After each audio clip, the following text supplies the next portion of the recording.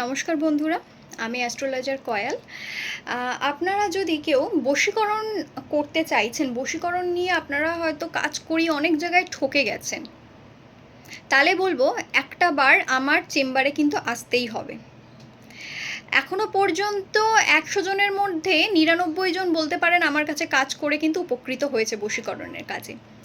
ভালোবাসার মানুষটা যদি ছেড়ে চলে গিয়ে থাকে, একেবারে ব্লক করে দিয়েছে, নো কন্ট্যাক্ট সিচুয়েশন, সেখান থেকে কিন্তু বশীকরণের কাজ করলে কিন্তু 100% কিন্তু সেই মানুষটা আপনার জীবনে ফিরে আসবে।